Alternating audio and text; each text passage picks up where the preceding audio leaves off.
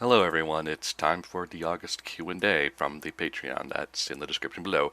Um, yeah, a bit later than I wanted to. It's mostly just due to the fact that my laptop's kind of falling apart, so new computer's on the way. It's just been difficult to get anything done on this thing. Alright, but starting off we have Jack Critelli. Do you think the Justice League movie will be fine without a Green Lantern, or do you think it'll be too big an omission to ignore and something will be missing from it? Uh, Hard to say because ultimately the only characters you technically kind of really need for the Justice League are kind of the main three, Superman, Batman, and Wonder Woman. So you don't inherently need a Green Lantern, but it's kind of just one of those characters people know, not so much in terms of, the character or the lore or anything, they just kind of know the name, and now he's associated with the JL a lot, so it's kind of an omission compared to other things, but ultimately it's not the end of the world. It's just something I would prefer. Mind you, the Green Lantern Corps movie is confirmed to be Hal and John, and I'm a Kyle Rayner guy, so I'm kind of disappointed regardless, but that's just me. From Rob Lawler. Barring any gimmicks potentially ruining them, what three dormant Nintendo IP do you think could use some revitalizing or would work well in the modern era, similar to how Kid Icarus got revitalized with Uprising? And don't say F-Zero, that's too easy. Well, too bad, number one's F-Zero. That's just the straight answer. Number one is F-Zero. Number two for me would probably be the Wario Land series. The last one we got was Wario Land, I think it was Shake It or something, on the Wii, and that wasn't very good. So the last one we got before that was a launch title for the Game Boy Advance in 2001. So that's something I would like to see come back, just the Wario Land series. Let's see, what else could there be? Golden Sun, I guess, is the only other thing that springs to mind because the last game was on the DS. But I mean, those are just kind of the ones I think of, so that's just me. From Alice Rain. I've seen some attempts at brain scratch fan games floating around on social media in the past. What would you personally be interested in seeing from such a game? Genre, side quest, bosses, that sort of thing. There was a RPG thing going on for a while. Unfortunately, everyone involved just kind of had lives take over, so they kind of quote unquote canceled it.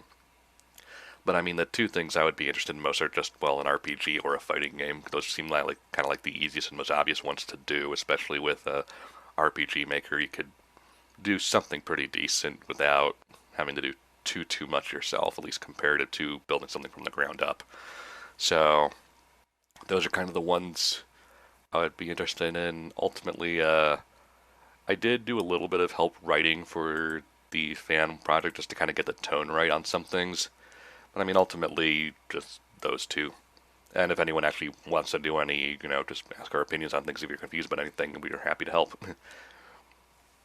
From Juicio Cuervo. Hello again, Ryan. Here's my question. Nothing major since nothing worth interesting has happened, but Comic-Con and a ton of TV and movie trailers. Since this is not Twitter where they're limited to 140 character, can you please explain all your thoughts on the trailer you've seen like JL, Wonder Woman, the Marvel TV show, if you've seen them, etc. There's some PSs later, but starting with that, I like the Wonder Woman trailer. It's nice that it's not tied into anything, so it can stand on its own, which is really important here because ultimately, BVS and potentially Suicide Squad I haven't seen. I'm seeing it in a few days. Uh, Basically, those are trying way too hard to tie into other stuff in the race to the Justice League because want to get like that Marvel pie. But Wonder Woman, I think, can stand on its own for once, and it looked very good. Aside from a few iffy looking action scenes, but ultimately you can clean some of those up in post. But that's kind of what I see. Um, I like the JL trailer because they're taking a few things to heart. But ultimately, after BVS, I have almost no faith in Zack Snyder right now. So I'll wait to see more of it before I really make a definitive opinion. But the first trailer was decent, so I'll give it that. I don't follow the Marvel stuff too much, at least when it comes to TV and all that other stuff.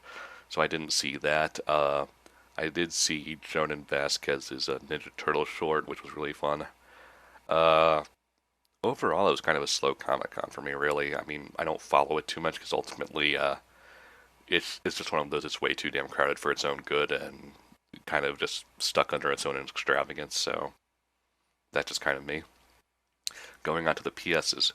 PS, well, I have two PS. Are you and Red Gambit still doing any videos together, or no? Can I see you guys chat on Twitter, and you guys seem on good terms?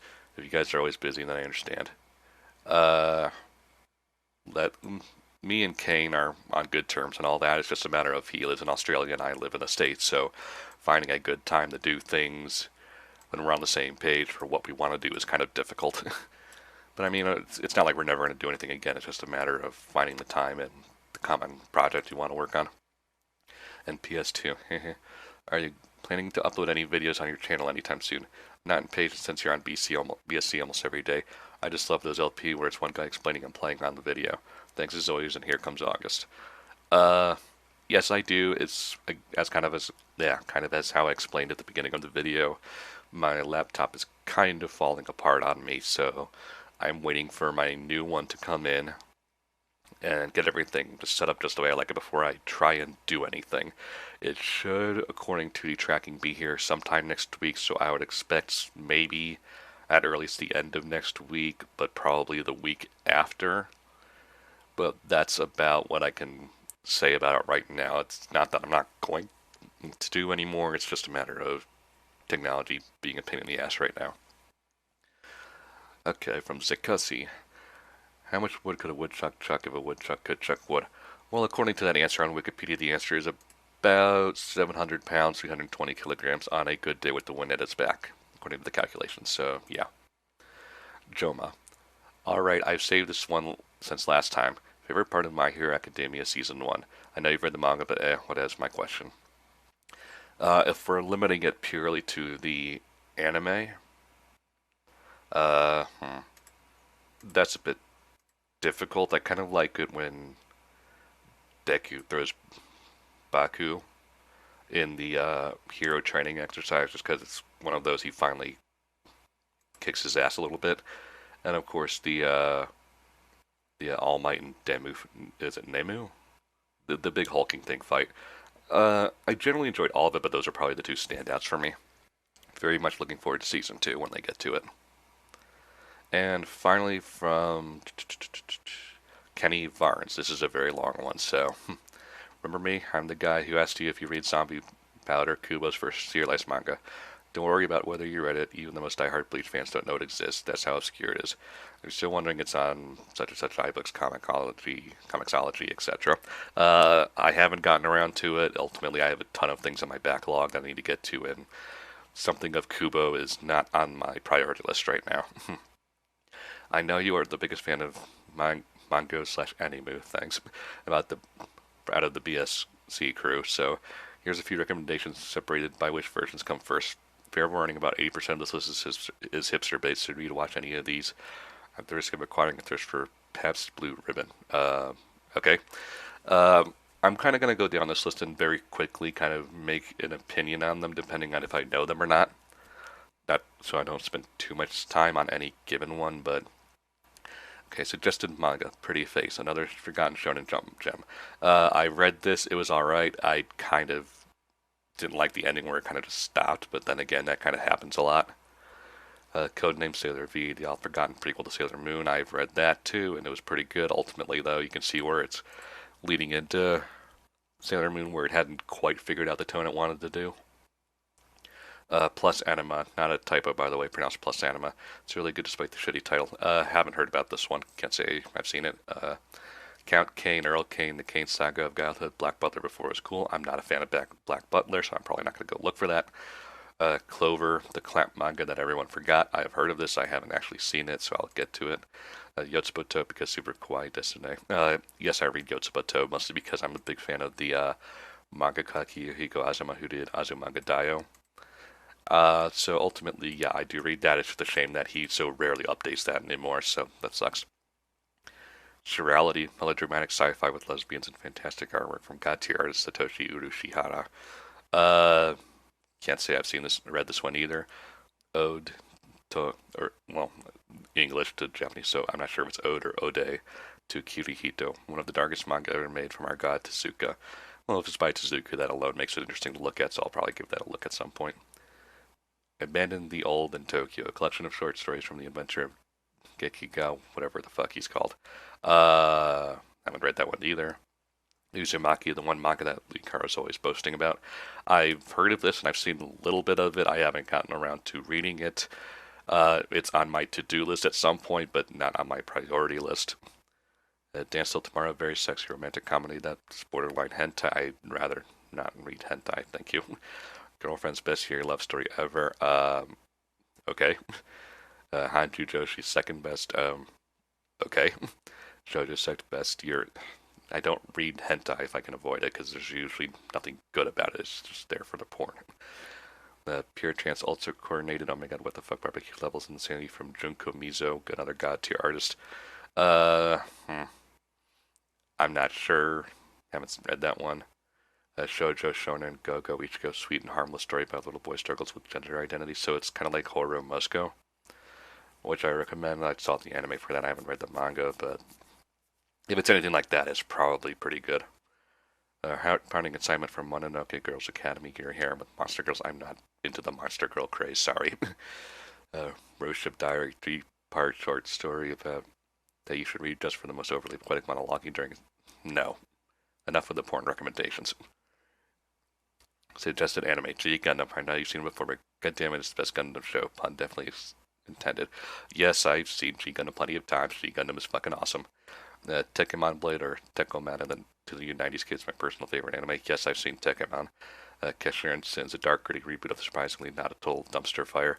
I've seen that too, and I think that's the one where Eric Vale is Keshirin, the English dub. So, that was pretty good, trying a bit too hard, but generally a good thing. Kara's high-octane action with some best 3D animation ever seen in anime. Not that that's hard. Also mentioned Matthew Lillard. Oh, Shaggy's in this. I've seen Karas. I haven't seen the English dub, but Karas is pretty cool as well.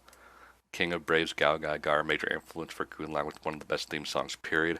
I have heard of this. I haven't seen it, mostly as a relation to said Gurren Lagann. It's older than what I usually go back to in some regards. Not that I ignore older shows, it's just a matter of older stuff can just be really hard to find. Let's see, Jushin Liger, a show that's more for Johnny than you since it's the basis for one of the best wrestlers of all time. Yeah, I'm not a wrestling guy. Sin of Sisters Ultimate Stress Test, dude. I'm sure I've seen way worse than that. Musashi Gundo, the perfect anime to riff on since you're the brain scratch whoever decided to commentary tracks again. I haven't heard of this one, so I'll have to look it up. So, maybe.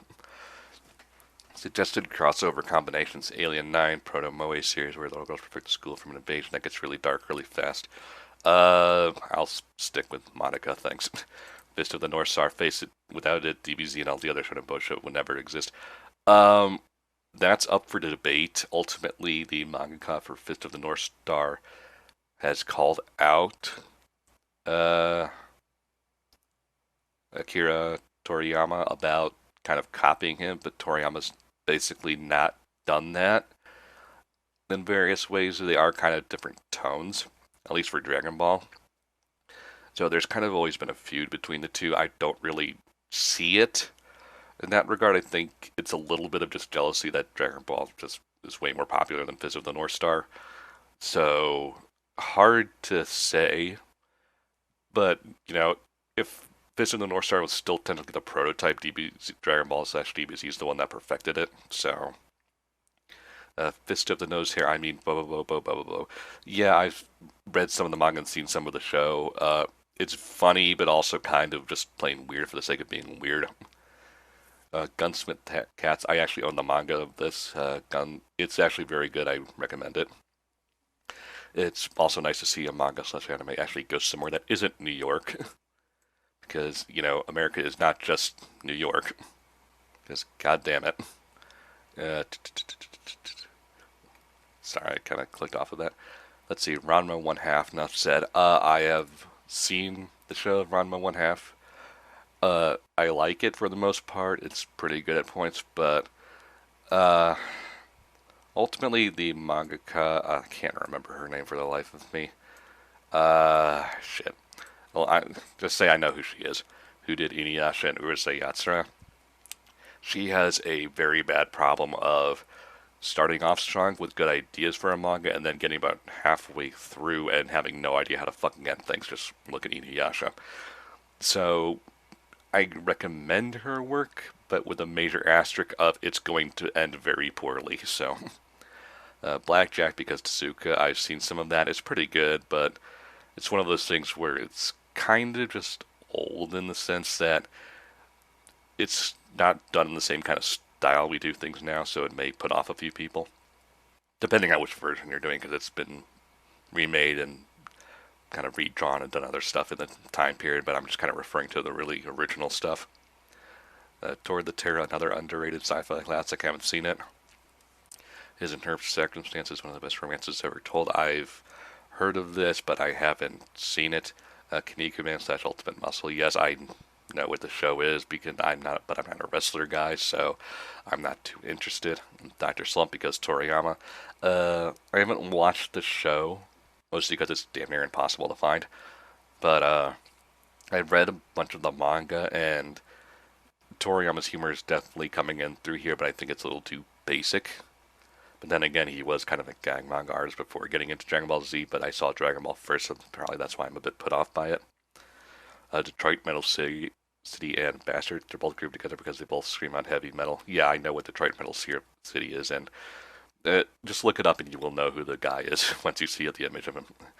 Niki-chan in Wonderland, an etchy comedy with a pinch of clamp for good measure. Not heard of, and clamp is never a good sign in some regards. Boku no Pico, fuck you. Now with the recommendations out of the way, I've prepared 2 questions for you this month's QA. One is stupid, the other intelligent. Stupid question. Am I a horrible person for wanting to see a horribly drawn fan art of Mega Man as an executioner hanging back from Mighty Number 9 with text at the bottom that says, "Death to the false prophet is drawn by Mega Man, equivalent of Christian"? Yes, you are, because that's kind of just a weird thing to ask for. Intelligent question. If you are familiar with TV tropes, there's this one trope called Moth's Law. It states that if something is criticizing anything, even if it's good-natured jabs, some asshole fanboy will eventually yell out. Why can't you just enjoy it for what it is? Usually followed by invoking of the greater internet fuckwad theory. As an online personality, how long have you experienced this phenomenon? How frequently and how annoying do you think it is? You get any sort of following when you comment on anything. There will be people who say stuff like that. Ultimately, you kind of just have to shrug and kind of just ignore it. I can't really say how often I get it because I only pay so much attention to whenever I see things like that. But ultimately, you just learn to shrug it off and just kind of just ignore those people because they get annoying very fast. To end that, thanks for the 6 years of providing quality content. Hope to hear you read another totally not biased at all IGN list. Sarcasm. Kenny Barnes. Okay, that was actually pretty good. Thanks for all the questions, everyone. I will get back to doing the Patreon LPs as soon as I can, as soon as the new computer comes in. So, thanks for everyone, and see y'all later.